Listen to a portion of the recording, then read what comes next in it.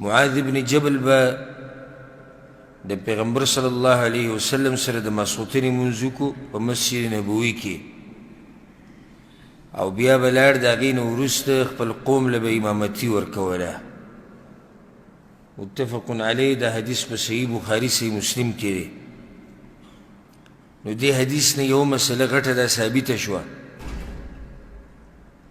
چې یو پیر دې مونځ وکړو او بیا یې کښېنو هم جایز دی.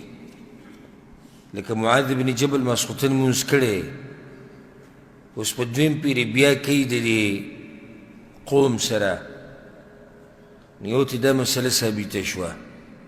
دویمه مسله ته دا ثابته شوه، دا اهمه مسله ده، مخکې ما تفصیلا بیان کړې ده، خو صرف ورته اشاره کوو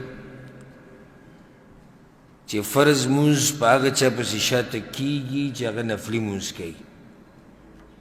او کوم علماو چې دا خبره کړې ده چې دا مکروه دي او دا نه کېږي، دا بې دلیله خبره یې کړې ده. وجه هغوی دا بیانوي چې د فرضو زور ډېري د نفلي کمي، نو څنګه ته بیا په یو امام پسې د فرضو مونځ کوي چې هغه نفلي مونځ کوي. نو موږ دلته دا خبره کوو چې دا قسمه عقلیات جنګول او دا قسمه خبرې چې کله حدیث راشي فیصله وکړي، نو بیا دې خبرو ته ضرورت نشته. اوس حدیث کې دا مسله راغله چې معاذ بن جبل به دا کار کوو، بس کوو، او پیغمبر صلی الله علیه وسلم ژوندی دی او هغه ته خبر دی چې دی ما سره مونځ وکړي، بیا لاړ شي خپل قوم له امامتي ورکوي. او واضحه ده چې د معاذ بن جبل رضی الله عنه دا اولنی مونځ فرض دی او دویم څه دی؟ دویم نفلي دی. نو د قوم فرضي مونځ حسابېږي او د ده نفلي حسابېږي.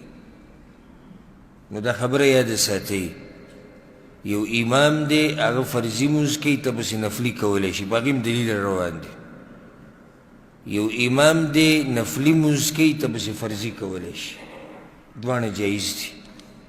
د هغې نه به د حدیث راوړی دی وعنه رضی الله عنه، دا هم د جابر رضی الله عنه روایت دی، وی چې کان معاذ یصلي مع النبي صلی الله علیه وسلم العشاء.